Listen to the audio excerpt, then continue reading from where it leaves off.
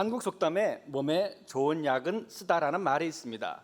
원래 이 속담은 중국의 최근담에 나오는 말입니다. 원래 말은 마음을 병들게 하는 약은 달고 몸에 좋은 약은 쓰다라는 말이었습니다. 예레미야는 남유다 백성들에게 쓴소리를 하는 선지자였습니다. 예레미야는 오늘 본문의 말씀에 있기까지 20년 넘게 남유다 백성들에게 회개하라, 회개하지 않으면 재난과 재앙이 올 것이고 그렇게 예언하였습니다. 하지만 사람들은 그의 예언을 듣지도 믿지도 않았습니다. 이스라엘 백성들은 오직 자신들이 듣기 원하는 목소리만 청종하였던 것이죠. 사람들은 위기의 순간이 오면 보호와 평화를 주신다는 메시지를 듣길 원합니다. 그런데 예레미야는 위기의 순간에 이 나라는 망하고 너희는 칼에 맞아 죽거나 포로로 끌려간다는 메시지를 전했습니다. 사람들이 과연 그의 메시지를 듣기를 원했을까요? 오늘 본문은 달콤한 말로 마음의 병이 든 시드기야와 그를 살리기 위해 쓴 약을 주는 예레미야의 이야기인 것입니다. 어려운 문제에 봉착하면 또 우리가 풀기 어려운 어떤 장애물에 가지게 되면 우리는 위로를 받기를 원합니다. 그때 책망보다는 또는 잘못을 지적받는 것보다는 달콤한 위로와 격려를 원합니다.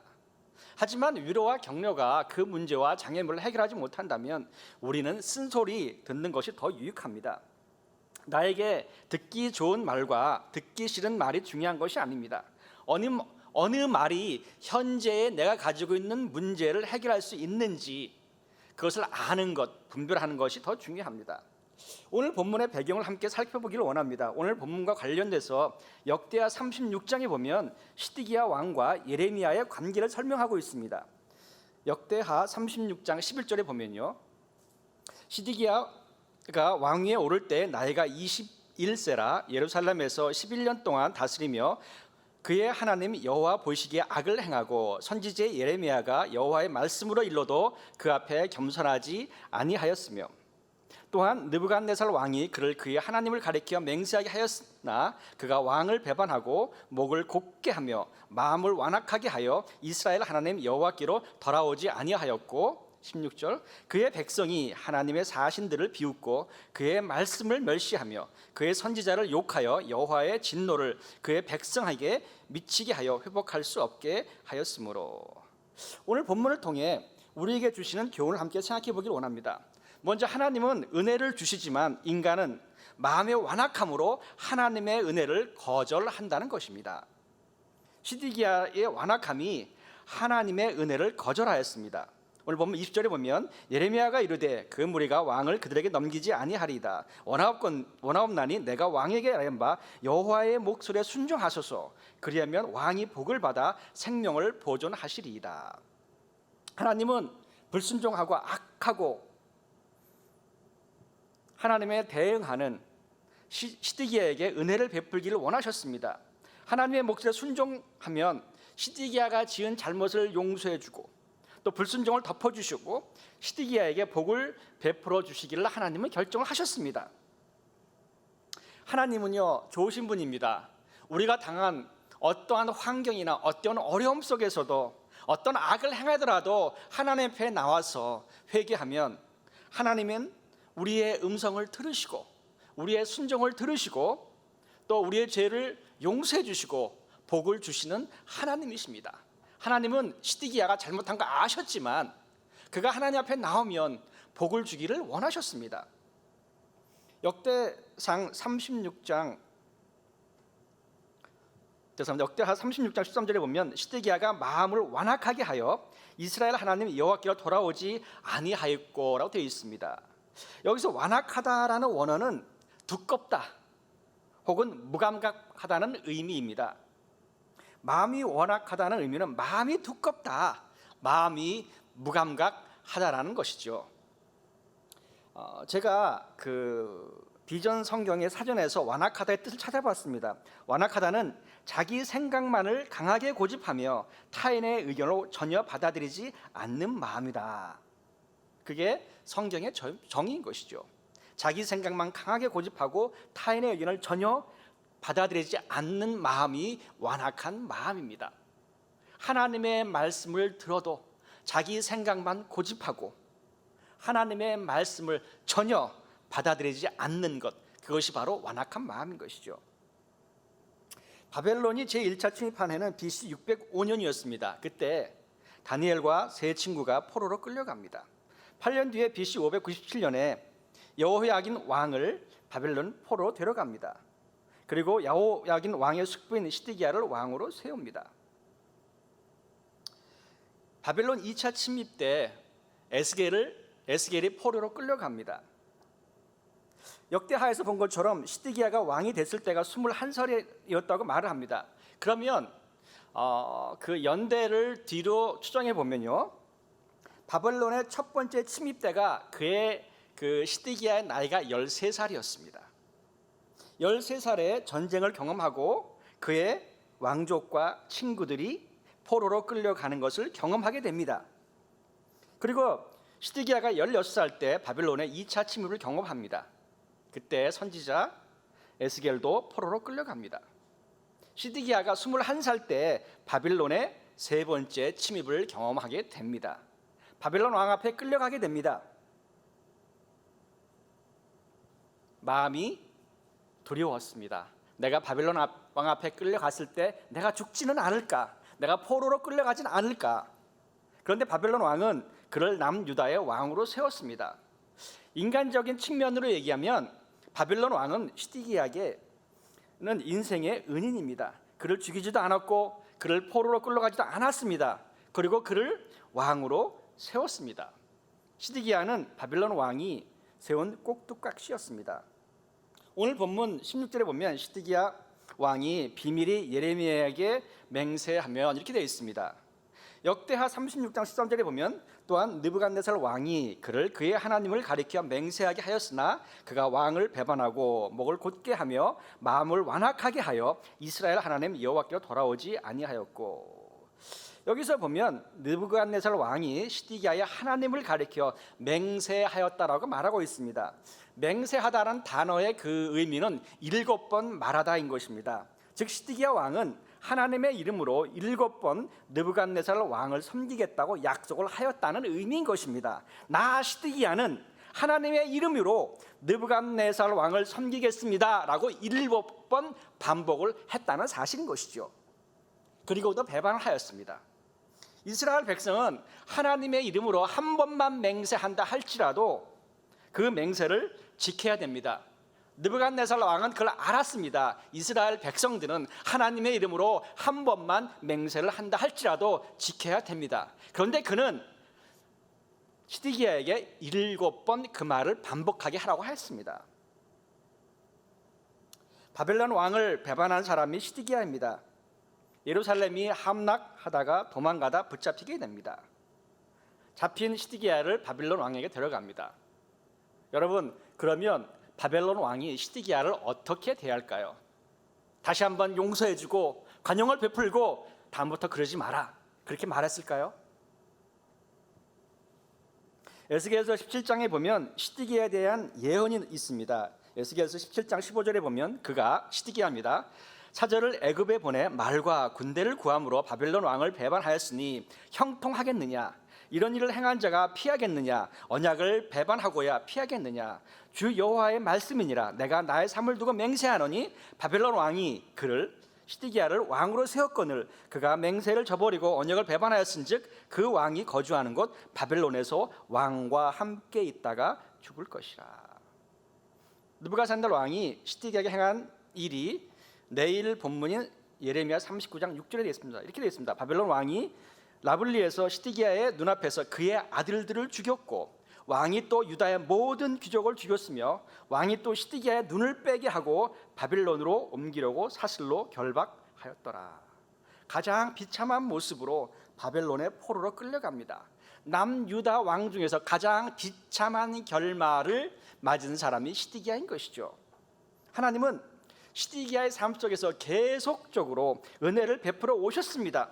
바벨론 침략할 때마다 그를 보호해 주셨습니다. 다니엘이나 다니엘 친구들, 에스겔처럼 포로로 끌려가지 않도록 은혜를 베푸셨습니다. 그리고 바빌론 왕을 통하여 그를 남유다의 왕으로 세우셨습니다. 남유다의 왕을 시드기야로 선택한 것은 느부갓네살입니다. 그러나 실제로는 하나님이 친히 선택을 하셔서 느부갓네살 왕을 남유다의 왕으로 세우신 것이죠. 남유다가 멸망하기 바로 직전에도 하나님은 시드기야에게 은혜를 베풀기를 원하셨습니다. 그의 생명을 살려주기를 원하셨습니다. 그에게 복을 주기를 원하셨습니다. 그가 가지고 있는 그 왕의 위치와 또 유다의 백성들을 위하여 하나님은 복을 베풀기를 원하셨습니다. 그런데 마지막 순간까지도 시드기야는 하나님의 말씀을 거부하는 악을 행하였습니다. 시드기야의 완악함은 본문 19절에서 시드기야 왕이 예레미야에게 이르되 나는 갈대아인에게 항복한 유다인을 두려워하노라. 염려하건대 갈대아인이 나를 그들의 손에 넘기면 그들이 나를 조롱할까 하노라 하는지라. 그는 자신을 왕으로 세운 하나님을 두려워하지 않았습니다. 하나님의 이름으로 7번 맹세한 느부갓네살 왕도 두려워하지 않았습니다. 그가 두려워한 것은 자기의 백성들이었습니다. 사람을 두려워한 것이죠. 그러면 무엇이 그를 그렇게 만들었을까요? 그것은 그의 자존심입니다. 잘못된 자존심은 인간을 완악하게 만든다는 것입니다. 자존심 때문에 시드기야의 아들들이 시드기야 앞에서 비참하게 죽임을 당합니다. 여러분의 자존심과 여러분의 자녀가 죽는 것과 비교할 수 있습니다. 더 나아가서 그 자존심 때문에 두 눈이 뽑히고 쇠사슬에 묶여 바벨론으로 끌려갑니다. 그의 나이가 32살이었습니다. 32살에 어느 날 갑자기 시각장애인이 되고 포로가 됩니다. 자존심이 그만큼 가치가 있을까요? 잘못된 자존심은 교만을 부추기게 됩니다. 교만은 인간을 완악하게 합니다. 존 비비오는 이렇게 말했습니다. 교만은 자기의 뜻을 추구하기 위하여 하나님의 뜻과 길을 밀어내는 것이다. 또 두 번째는 세상적인 생각이 인간을 완악하게 합니다. 27절에 보니까 모든 고관이 예레미야에게 와서 물으매 그가 왕이 명령한 모든 말대로 대답하였으므로. 시드기야 옆에 있는 고관들은 하나님의 말씀이 아는 세상적인 생각을 가지고 있는 사람들이었습니다. 하나님의 말씀이나 뜻에는 전혀 관심이 없는 사람들이었습니다. 세상적인 생각으로 마음이 꽉 차면 하나님의 생각을 거부하게 되고요, 마음이 완악하게 됩니다. 어떤 어려움이 닥쳤을 때 우리는 무엇을 보는가가 중요합니다. 마태복음 6장 22절에 보면 눈은 몸의 등불이니 그러므로 내 눈이 성하면 온몸이 밝을 것이며 눈이 나쁘면 온몸이 어두울 것이니 그러므로 내게 있는 빛이 어두우면 그 어둠이 얼마나 더하겠느냐. 열왕기하 6장에 보면 아람 군대가 엘리사를 잡으려고 군대를 보냅니다. 많은 아람 군대를 보고 엘리사의 몸종이 두려워합니다. 엘리사가 이렇게 말합니다. 두려워하지 말라. 우리와 함께한 자가 그들과 함께한 자보다 많은 일을 하고 기도하여 이르되 여호와께서 원하건대 그의 눈을 열어서 보게 하옵소서 하니 여호와께서 그 청년의 눈을 여심해 그가 보니 불말과 불병거가 잔에 가득하여 엘리사를 둘렀더라. 세상적인 관점으로 사는 사람은 눈에 보이는 것으로 판단을 합니다. 하지만 하나님의 사람들은 세상 사람들의 눈에 보이지 않는 하나님의 함께 하심을 보고서 결정을 하는 것이 하나님의 백성들인 것이죠. 오늘 본문을 보면 같은 상황에서 시드기야는 눈에 보이는 것으로 결정을 합니다. 하지만 예레미야는 눈에 보이지 않는 복을 주시기 원하시는 하나님의 손길을 말하고 있는 것입니다. 하나님의 말씀이 없으면 세상적인 생각을 하게 되고 마음은 완악하게 되는 것입니다. 우리가 잘 아는 시편 119편 11절 보면 내가 주께 범죄하지 아니하려 주의 말씀을 내 마음에 두었다라고 말하고 있습니다. 하나님의 말씀이 없으면 마음이 완악해집니다. 세상 생각대로 행함으로 범죄를 하게 된다는 것이죠. 여기서 중요한 교훈이 있습니다. 완악함은 영적인 몰락을 가져온다는 것입니다. 시드기야 왕은 목숨이 살아있는 사람이었습니다. 하지만 그는 영적으로는 식물 인간과 같은 위치에 있었습니다. 마음이 완악하면 하나님의 말씀을 거부합니다. 하나님의 말씀을 거부하면 영적으로 점점 어두워지게 됩니다. 영적으로 어두워지면 세상적인 생각의 포로가 됩니다. 세상적인 생각의 포로가 되면 세상 사람들에게 포로가 되는 것이죠. 역대하 36장에 보면 시드기야의 형이 여호야김이었습니다. 그리고 그의 조카 여호야긴이 또 그의 조카였습니다. 그런데 시드기야 왕과 그의 아들 여호야김과 또 그의 형인 여호야김은 세 사람 공통적으로 하나님 여호와 보시기에 악을 행했다고 성경은 말하고 있습니다. 도대체 어떻게 그들이 악을 행했을까요? 그것은 하나님의 말씀을 거부하고 멸시를 했기에 그렇습니다. 하나님의 말씀을 멸시를 했습니다. 거부를 했습니다. 순종하지 않았습니다. 그리고 그들은 애굽을 신뢰했던 것이죠. 하나님은 그에게 바벨론을 섬기라고 말을 했지만 그들은 애굽 왕을 섬기는 것을 선택하였습니다. 그러면 왜 그들이 그렇게 애굽 왕과 애굽을 의지했을까요? 여기서 한번 생각해 볼 문제가 있습니다. 시드기야 왕은 바빌론에 3번 침략당하는 것을 몸소 경험을 합니다. 그들이 자기의 나라와 자기의 형제와 자기의 왕족과 사람들을 어떻게 핍박을 하고 죽이고 그들을 포로로 끌려간 것을 자기 눈으로 직접 목도하였습니다. 그런데도 왜 바벨론 왕을 섬기지 않고 애굽과 동맹을 맺어가며 바벨론에 저항을 했을까요? 그것은 솔로몬 왕의 잘못된 결정에서 시작이 됩니다. 솔로몬 왕이 애굽의 공주와 정략 결혼을 함으로써 남유다의 정치에는 애굽의 영향력이 깊이 뿌리 내리게 됩니다. 솔로몬에 의해 결정된 행해진 400년 전에 있었던 애굽 공주와의 그 정략 결혼으로 인하여 애굽의 영향력이 남유다의 왕권 속에 깊이 뿌리 박히게 된 것이었습니다. 왕도 어찌할 수 없을 정도로 친애굽 세력이 귀족들 안에 있었던 것입니다. 그래서 느부갓네살 왕이 남유다의 귀족들 다 칼로 죽인 것입니다. 그 사실을 보면 솔로몬 왕이 400년 전에 애굽 왕의 공주를 택한 것이 400년 동안 그 나라의 그 민족의 커다란 문제와 뿌리를 제공하는 원인이 되었다는 사실입니다. 그 사실을 보면 부모의 잘못이 자손에게까지 혹은 더 몇 대까지 흘러내려가서 인생에 잘못된 영향을 준다는 것을 우리는 알아야 됩니다. 저도 저의 잘못과 부족함을 보면서 내 아들에게까지 흘러가지 않을까 하는 염려를 할 때가 있습니다. 나의 불순종이 나의 자녀의 불순종이 된다면 그것은 인생의 큰 아픔이 됩니다. 그 반대로 나의 믿음의 행동들이 자녀의 삶 속에서 믿음의 행동을 한다면 그것은 아름다운 씨앗이 되는 것이죠. 또 두 번째로 하나님은 회개할 기회를 주시지만 인간은 하나님의 말씀을 받아들이지 않는다는 사실입니다. 예레미야 선지자는 시드기야 왕에게 하나님의 뜻과 계획을 말해줍니다. 17절에 보니까 예레미야가 시드기야에게 이르되 만군의 하나님이신 이스라엘의 하나님 여호와께 이와 같이 말씀하시되 내가 만일 바벨론 왕의 고관들에게 항복하면 내 생명이 살겠고 이 성이 불사람을 당하지 아니하겠고 너와 내 가족이 살려니와 20절에 예레미야가 이르되 그 무리가 왕을 그들에게 넘기지 아니하리이다. 원하나니 내가 왕에게 아뢰는 바 여호와의 목소리에 순종하소서. 그리하면 왕이 복을 받아 생명을 보존하시리라. 시드기야는 마지막까지 하나님의 말씀을 거부합니다. 하나님이 시드기야에게 회개할 기회를 주셨습니다. 그리고 축복해 주시겠다고 약속을 하였습니다. 그럼에도 그는 거절합니다. 하나님이 은혜를 베푸셨을 때 바로 은혜를 받아야 됩니다. 하나님이 회개할 기회를 주시면 바로 회개를 해야 합니다. 그렇지 않으면 하나님의 분노를 경험하게 됩니다.